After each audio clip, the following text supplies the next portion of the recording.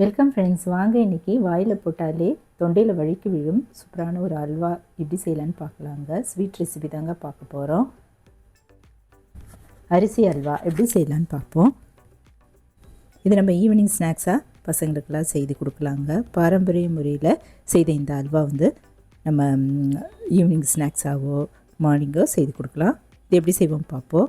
இப்போது ஒரு கப் அளவு புழுங்கல் இட்லி ரைஸு தண்ணியில் ஒரு 2 மணி நேரம் ஊற வச்சுப்போங்க. 2 இல்லை 3 மணி நேரம் ஊற வச்சுட்டு தண்ணியெல்லாம் வடிய விட்டுட்டு மிக்ஸி ஜாரில் இல்லை கிரைண்டரில் போட்டு நைஸாக அரைச்சிக்கலாம். கொஞ்சம் கல்லுப்பு பிஞ்சாக கல்லுப்பு சேர்த்துட்டு இந்த போல் மழன்னு அரைச்சிப்போம். இப்போ அல்வா கிளற கடாயில் இந்த மாவெல்லாம் ஊற்றிக்கலாங்க. அரை மூடி தேங்காய் எடுத்து வச்சுக்கலாம். 1.5 கப் அளவு துருவின வெல்லம் இதையும் நம்ம எடுத்து வச்சுக்கலாம். இப்போ இந்த வெல்லம் நம்ம கொஞ்சமாக தண்ணி ஊற்றி அடுப்பில் வச்சுட்டு கொதிக்க வச்சு வடிகட்டிக்கலாங்க. ஒரு 1/4 கப் அளவு தண்ணி ஊற்றிட்டு நல்லா கொதிக்க விட்டுடலாம். கரைஞ்சதும் வடிகட்டிக்கலாம். கல் மண் போக வடிய விட்டுடலாம். இதே நம்ம 1 கப் அளவு இருந்தது. இப்போ துருவின தேங்காய் நம்ம மிக்ஸி ஜாரில் போட்டு 3 இல்லை 4 தடவை கொஞ்சம் கொஞ்சமாக தண்ணி ஊற்றிட்டு அரைச்சிட்டு இப்போ தேங்காய் பால் பிழிஞ்சிக்கலாங்க. நான் ஒரு 3 தடவை இது போல் அரைச்சிட்டு நல்லா கையிலையோ இல்லை ஸ்பூனில் இது போல் வச்சுட்டு பிழிஞ்சிக்கலாம். திரும்பவும் இந்த சக்கையெல்லாம் நம்ம மிக்ஸி ஜாரில் போட்டு கொஞ்சமாக தண்ணி ஊற்றி இப்போ நான் 3 தடவை தேங்காய் பால் பிழிஞ்சு ரெடி பண்ணி எடுத்து வச்சுட்டேங்க.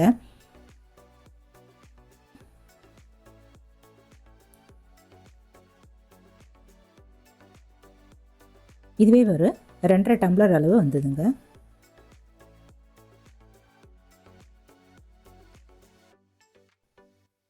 ரெண்டரை டம்ளர் வந்த அளவு நம்ம இன்னும் கொஞ்சம் கூட ஒரு 3 டம்ளர் வர வரைக்கும் தண்ணி கொஞ்சமாக இதில் ஆட் பண்ணிவிட்டு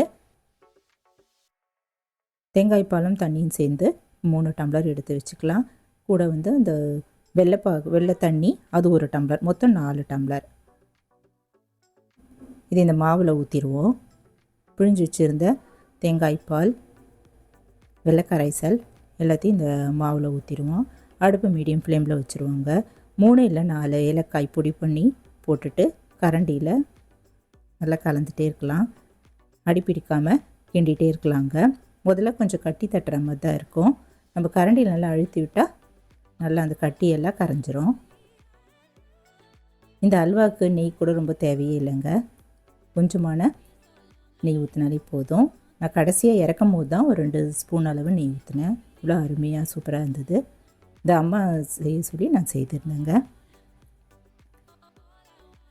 ஒரு ட்ரேயில் ஒரு ஸ்டீல் தட்டு எடுத்துகிட்டு அதில் ஒரு 2 ஸ்பூன் அளவு நெய் ஊற்றிட்டு நம்ம எல்லா இடமும் படுற மாதிரி இது போல் தடைக்கலாம்.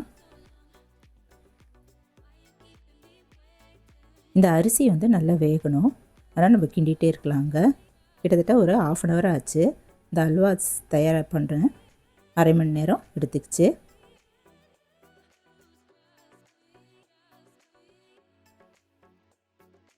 அரிசி நல்லா வெந்து நல்லா வாசனை அந்த பச்சை வாசனைலாம் போக நல்லா கிளறிட்டே இருப்போங்க. வெள்ளை வாசனையும் போயிடுச்சு. மேலே ஒரு 2 இல்லை 3 ஸ்பூன் அளவு நெய் இறக்க போகிற டயத்தில் ஊற்றிட்டு 2-3 நிமிஷம் வரைக்கும் அடுப்பில் வச்சுருந்துட்டு இறக்கிடலாம். ஒட்டாமல் இது போல் வந்ததும் நம்ம அந்த பிளேட்டில் ஊற்றிடலாங்க.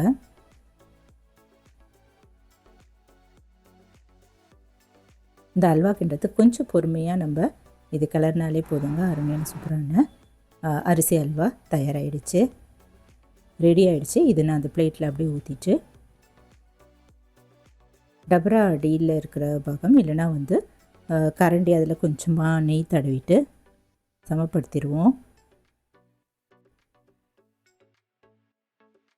10 நிமிஷத்துக்குள்ளேயே இதை கட் பண்ணிடலாங்க. ஈஸியாக அப்படி பழமாக அழகாக சூப்பராக வரும்.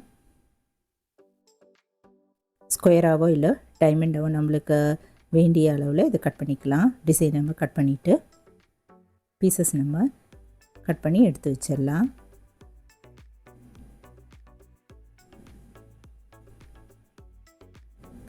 இதில் நம்ம வெல்லமோ புழுங்கலரிசியும் சேர்த்ததால் உடம்புக்கு ஒன்றும் பண்ணாதுங்க, ரொம்ப நல்லது. ட்ரெடிஷ்னல் ஸ்வீட்டான இந்த அரிசி அல்வா நீங்களும் ஒரு முறை ட்ரை பண்ணி பாருங்கள். இது நம்ம ஃப்ரிட்ஜில் வச்சுருந்து கூட 2-3 நாள் வரைக்கும் வச்சுருந்து ஈவினிங் ஸ்நாக்ஸாக செய்து எடுத்து வந்து கொடுக்கலாம்.